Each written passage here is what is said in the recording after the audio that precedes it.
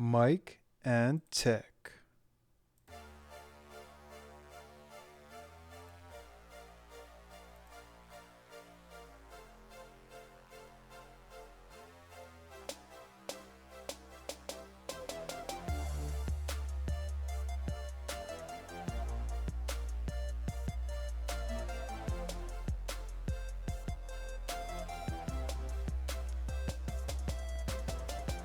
Hey, what's up everybody? It's your boy Mike from Mike and Tech, and today I want to do a quick video about speeding up your Windows 10 operating system on your computer. Alright, so I work in a help desk at the moment, and we get a lot of calls about people saying their computer runs slow and what can they do to speed up their computer. So today I wanted to take a few minutes and show you a few things you can do to speed up your Windows system. Alright, so I've got my handy dandy trusted virtual machine up and running. Oh, hold on just a moment. Let's see. Where am I? I should be here. Alright, we're going to get this guy off the screen. Alright, so this is parts of being in tech. See that? Vanished. I'll have to work on that. Make a little magic trick. Alright, so anyway, like I was saying, I'm going to take myself out of the way here. And I've got my virtual machine up and running. I can go a little bit bigger. I think that should be big enough. Alright, so one of the first things you can do to speed up your computer, I think the easiest way to start off would be with running your task manager.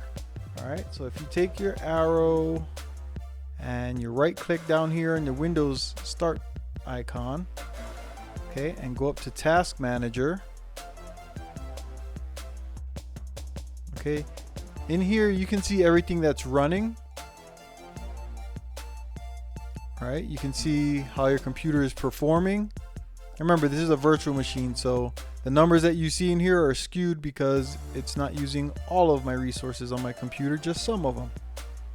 Okay, but anyway, when you go to your task manager, besides for killing any task that you don't want running, like say if I had Chrome open, Chrome would show up here. Oh, look at this Cortana. Okay, Cortana's not running at the moment. You see 0%. She's not doing anything. Okay, but if I had Chrome running, it would be up here. I could click on it like so, and I could just click end task and it would turn off my Chrome. Okay, this is a virtual machine, so I don't have a lot of things on this desktop. Alright, another thing you can do is you can go over to your startup tab. Okay, and all the programs that you have set to start at the beginning of when you first start your Windows machine will show up here. For those people that work in an enterprise, a big business or anything like that, a lot of places have Teams, the Teams app running at the beginning. That's one of the things we see at my school, or at my school system in the district. A lot of people use the Teams app from Microsoft Office 365, and that uses a lot of resources, and so it does slow down your startup on your computer. So one of the things that we recommend is to turn it off the startup. You can do it from here, where you just click on it, right click, and you can see you can disable it or enable it right from in here. Okay, so any programs that you have that are running on their own, some people have their music players, maybe use like a Spotify or some type of what do you have, like a Skype, something like that. If you don't know how to turn it off in the settings of the app, you can also turn it off from your Windows system. Alright, so the next thing that we can do, also, I'm sorry, let me go back. You can turn off some of the services that you're not using. Okay, in here, if you work for a business, I would highly suggest you check with your system administrators to make sure you're not turning off something that's necessary. For instance, this DHCP client, this is how you get your IP address for your computer. This is how your computer talks to your network. If you turn this off, you don't get an IP address and you might not be able to access your network or the internet. All right. So that's one of the ways that you can clean up your computer. Okay, so let's go ahead and get out of here. Just click the X. All right. Now, another thing you can do to speed up your Windows system, if you click on the Windows icon, a regular left click, you can either go to the settings icon here. If you don't see it there, you can scroll down through your apps, go down to the S's, and you'll see the settings. Okay, they both take you to the same place. Now, one of the things I usually suggest to everybody when they first get a computer, especially a personal computer, all right, at your work, some of these might be turned off or on. You might not have access. But if you go to update and security, Windows likes to do this thing where they control a lot of how your updates come through. Okay, so see here, it's saying I'm up to date. It was checked today, 3/13. All right, but if you go to the advanced settings, advanced options, I'm sorry. Okay, you can see I have all these extra settings turned off. I like to control when my computer does updates. I don't want Windows snooping in and out of my computer, or Microsoft going in and out of my computer and just pushing updates, especially if they haven't been tested. We don't know if they're going to cause any bugs or any problems with your system. So that's one of the things you can do, is check your Windows update settings. Okay, now what else do we got in here? If we go back to settings, all right, there are some things that I like to like check, like your permissions and whatnot. So your privacy, if you go in here, you can see again I have a lot of my things switched off, a lot of the options. So over here where it says Windows permissions, if you scroll down, you go through each setting and just turn off anything that you don't need. Anything that's not required, you can turn those off. Okay, you see my app permissions. Nobody needs to know my location. Okay. Any apps that need my permission to use my camera, they can ask. In fact, why is this on? It says if you allow access, you can choose which apps can access your camera by using the settings on this page. Denying access blocks apps from accessing your camera. It does not block Windows Hello. See that? Microsoft put some stuff in here that doesn't necessarily need to be on all the time. And since this is a virtual machine, I'm gonna go ahead and turn it off. And as you can see, I have all of these settings set to off. So when I did the update, it must have turned my camera back on. So it's a good thing I decided to do this video today. All right, so the camera, I have the camera access off. Microphone. Oh, look at that. They're snooping in my computer. They don't need to hear my microphone.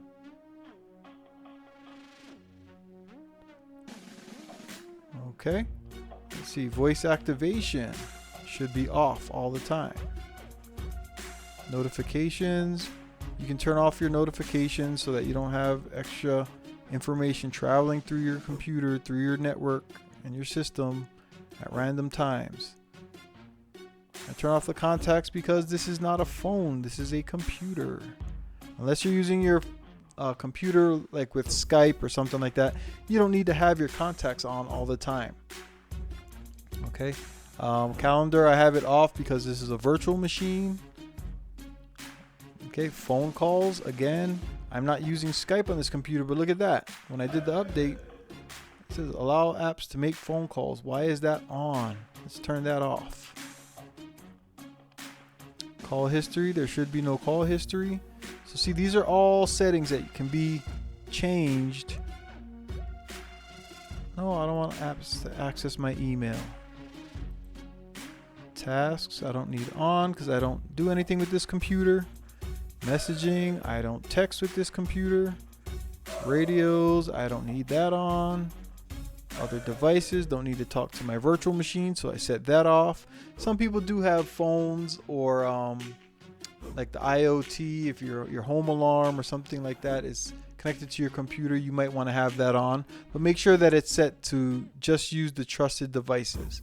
So every once in a while you want to go through these settings and make sure that only the things you use are on. You see here, like I have alarms and clock is on.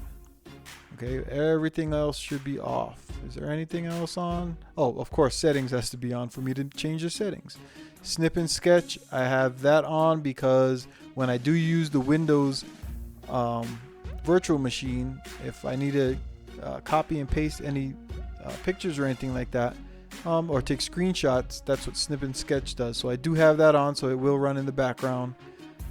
Voice recorder, I don't need that on my virtual machine. Windows security I have on, that should always be running. You should always have some type of security running. I don't suggest getting a whole lot of third-party security apps though. Alright, I seem to be losing my voice here, guys. Is that a sign that I talk too much? Alright, app diagnostics. I don't need Microsoft to know how my computer is running all the time. That means they always have a connection to my computer. Okay, so we turn the diagnostics off. See, these are all little switches that are in here that you can turn off.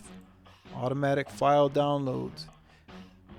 Windows can automatically download online-only files from your online storage provider, such as OneDrive, for apps that request them. Okay, so this is if I'm using, say, a Google Drive or Microsoft OneDrive. If I want to allow it to just download files from online down to my computer. Okay. Mine is off right now. That's why this button is here. That's asking me if I want to allow it. And I'm not going to click that button because I don't need to allow it. Alright. Do I want apps to access my documents? Depending on what kind of work you do, you don't want apps getting access to your documents. And see, with each update to Windows, you want to go through and check these settings. Okay, because they seem to have turned on, even on my virtual machine. It updated today, by the way. That's why some of these switches are on. Allow apps to access your pictures library. I know very well there's a lot of you folks out there that don't want anybody having access to your pictures. I'm going to leave it at that. Especially Cortana. She's nosy. Alright, let's see. Videos. Look, allow apps to access your videos library. No. You don't need to see what I do on the videos that I don't share. Let's see. Allow apps to access your file system. This you can leave on or turn off at your own whim. Again, you don't want some apps, especially if you don't know all the permissions that they ask for or what all they do. You want to turn that off. Okay, so as you can see, I've turned off all the settings and all these switches under Windows permission. Okay, so again, this is in the settings, the Windows settings, that's under privacy. Okay, when you turn all that stuff off, it uses less of your computer, so it gives you your resources back. Okay, so you get your the use of your processor, the use of your RAM, your internet speed. You get a lot of that back. All right, so these two boxes, privacy and update and security. Okay, you want to check those. Anytime that you get an update, you want to check those. And anytime, every once in a while, I'd say at least once a month, just go through here.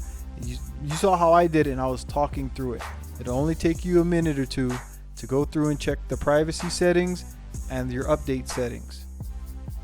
Alright, so that's the second way. So the first way, what did we say? First way was you can right click on the Windows button, go to Task Manager. Okay, the other way was to click on the Windows icon and go to the settings gear. If you don't see the settings gear, you can scroll down to settings in the apps. They both take you to the same place. Okay, another way that you can speed up your machine a little bit, if you go down to the search bar, which is down here, and you type in the word clear. Okay, Okay, you're gonna get some options. See how it says delete cookies or temporary files? Okay, that's all the stuff that your computer's remembering for you in case you need to use it again later. Okay, you can delete those. The cookies are little cookies that each website you go to leaves a memory on your browser or on your machine that you went there. Okay, so that the next time you go back, it'll remember some of your information for you. Okay, if that's not important to you, you can go ahead and delete those. They will not harm your computer to delete your cookies or your temporary files. Alright, and let's see. You can clear your clipboard data. So just the word clear. Type the word clear down there. You see it tried to autofill clipboard data. I don't need my clipboard data. I don't need my computer to remember that. Okay, that's anything that you've copied and pasted recently. Alright, so that's another way is to type the word clear. Okay, and last but not least, you can go and do a disk cleanup. Okay, the disk cleanup app, if you run the disk cleanup app, gives you some options. It'll search your computer for any unnecessary files and stuff that you can delete. Okay, and then it gives you a bunch of check boxes. So you can delete a lot of information off your computer all at once. Things that you won't need anymore, like downloaded program files. Excuse me. Once you've installed the program already, you don't need some of the downloaded files. Okay, those are mostly install files. Your temporary internet files are things that your computer remembered for you. For instance, if you go to Facebook on your computer is going to put up a bunch of thumbnails as you scroll down your Facebook page. So it'll remember so that when you scroll back up, the picture doesn't have to reload. Like back in the day when we used to have to look at a picture and watch the lines load, you know, as one picture was loading, you'd see the lines loading. All right, some of you guys are not as old as I am. Be happy about that. All right, but I remember those days when we had the dial-up and it took forever for a picture to load. Okay, and that's what temporary internet files is. It just remembers some of the things that you've seen and done already. For instance, on Facebook, as you scroll down your feed, it remembers what the pictures were. So when you scroll back up, it doesn't have to reload. Okay, so you can go through here, your recycle bin, you can empty that. Any downloads that are saved in your downloads folder, you can delete those. And some of these other files, delivery optimization files, are just little pieces of apps that come from different websites that help you speed up things when you're downloading. Okay, like say you go to the Windows Store and you want to get a program or something like that. There may be some files that are saved in here just to speed up the download of an app or a program down to your computer. All right, again, temporary files can be deleted. Your thumbnails can be deleted. That's just a memory of all the pictures and whatnot that you've seen that day. All right, so these are a few of the ways that without buying anything from the store, no hardware, you don't have to go and buy extra RAM or anything like that, that you can speed up your computer. Okay, so I'm going to show you guys real quick. Let's see, if we open Edge, as you can see, I don't really use this computer that much. Okay, but you see that this computer, even though it's a virtual machine, okay, it actually does load pretty quick for the little bit of memory and RAM that I've allowed the computer to use, the virtual machine to use. Okay, and see, as I scroll, it remembers the pictures. It doesn't have to reload them. Okay, so these are some of the things that your computer does for you, but each time I load a new picture, the computer remembers some of these pictures. Okay, so this is what I was talking about. You can go ahead and delete some of those files. What is this? Moving is easy. No thank you. Nope, don't move anything. So Microsoft is always suggesting that you let them do the work. I don't like to let anybody do the work on my computer. I'll do that myself. Alright, so I'm going to go ahead and we'll close out of Microsoft Edge. Okay, so now my computer actually has some files and information in there that I could delete if I wanted to. Alright, but that's just some of the ways that you can go ahead and speed up your computer and get it to work a little bit faster for you. Alright, so I'm going to go ahead and we'll close that out. Now, if you have any questions or anything like that, please go ahead and where is it? It's over here somewhere. Like and subscribe to the channel. Okay, I'm going to be dropping a lot of information for you guys as often as I can. You know, I'm a hard-working man. I stay busy, but any chance I get to share some information with you guys to make your life a little easier and to help you take advantage of all this technology that we have, I will do just that for you. Okay, so until the next time, guys, this has been Mike from Mike and Tech. Oh, wrong side, over here. There it is. Remember the name. Okay, like it, sub to the channel. All right, and I will see you guys on the next one. Thanks for coming through. Again, if you have any questions, please leave a comment down in the comment section. Okay, or you can email me. My email is on my page. All right, until the next one. Aloha.